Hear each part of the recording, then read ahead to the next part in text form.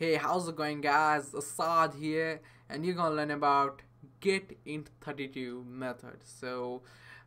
In the last video, we had talked about getInt16 and how it's say efficient for coding, and it's part of DataView as usual.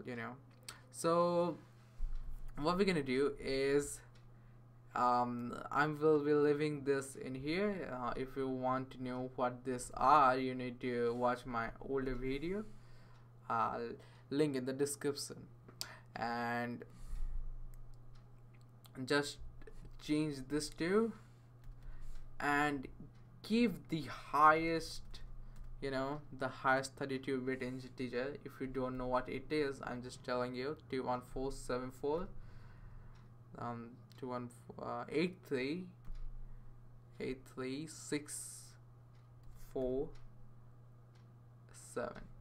This is the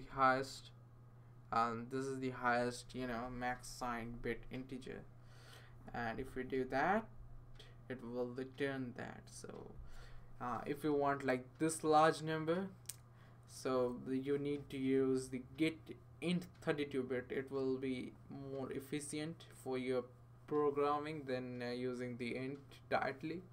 So this is what it does, and this is a part of typed array also.